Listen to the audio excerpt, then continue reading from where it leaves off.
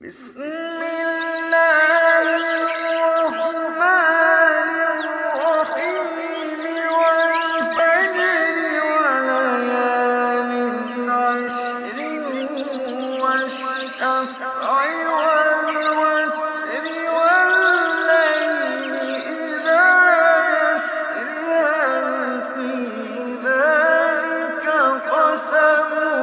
لذي حجر ألم تر كيف فعل ربك بعاد إرم ذات العماد التي لم يخلق مثلها في البلاد وثمود الذين جابوا الصخر بالواد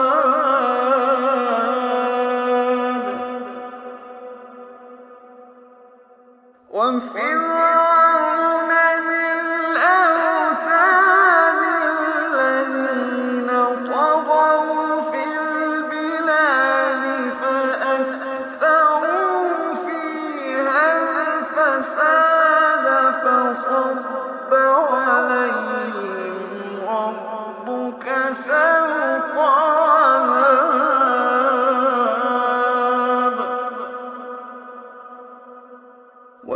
وفرعون ذي الأوتاد الذين طغوا في البلاد فأكثروا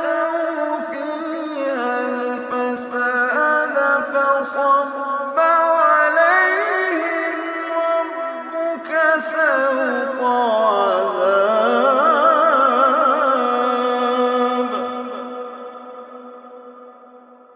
إن ربك لبالمرصاد إن ربك لبالمرصاد فأما الإنسان إذا ما ابتلاه ربه فأكرمه ونعمه فيقول ربي أكرمن وأما إذا ما ابتلاه فقدر عليه رزقه فيقول ربي أهانن كلا وأما إذا ما ابتلاه فقدر عليه رزقه فيقول ربي أهانن كلا بل لا تكرمون اليتيم بل لا تكرمون اليتيم ولا تحاضون على طعام المسكين وتأكلون التراث أكلا لما وتحبون المال حبا جما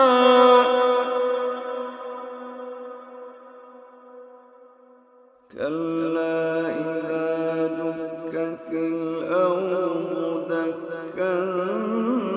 دكا وجاء ربك والملك صفا صفا وجيء يومئذ بجهنم يومئذ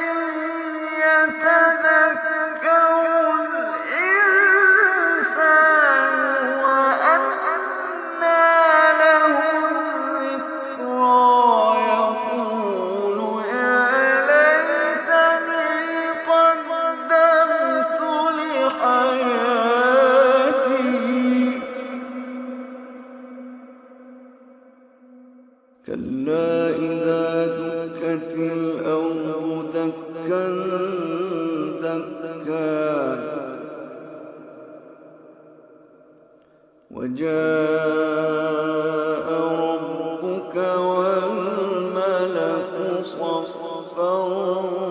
صفا وجيء يومئذ بجهنم يومئذ يتذكر الإنسان وأنى له الذكرى يقول يا ليتني قدمت لحياتي